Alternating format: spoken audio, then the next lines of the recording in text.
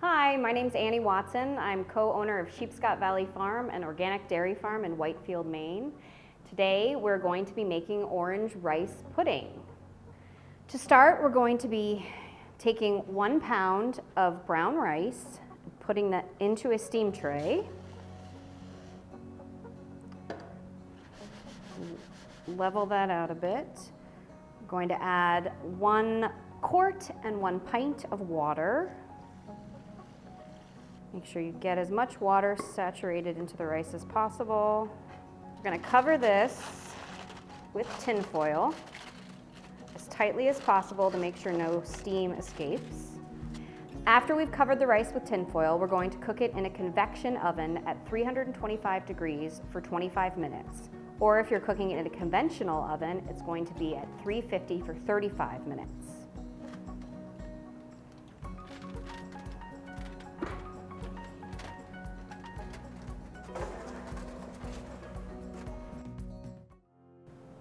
While the rice is cooking, we're going to go ahead and get the rest of our ingredients ready.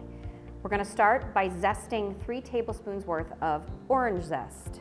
We're going to take our microplane grater, hold it on an angle over a cutting board, and simply run the orange peel across the grater. 1 orange gives us approximately 1 tablespoon. This recipe calls for 3 tablespoons. That should do it. 1 quart of low-fat milk. This is the Oakhurst brand, which is all Maine milk. I'm going to add that to the bowl. We have 1 tablespoon of vanilla extract, 1/4 teaspoon of ground cinnamon. This recipe calls for 3 ounces of raisins. However, we are splitting it into 1.5 ounces of raisins and 1.5 ounces of dates. You can use any other chopped fruit that you'd like, dried apricots, anything like that. And last but not least, our orange zest. I'm going to mix all of this together until it's combined.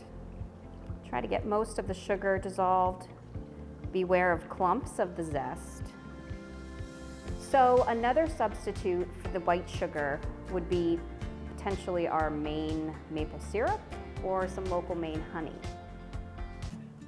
So the rice just came out of the oven, spent 25 minutes in there at 325 in a convection oven.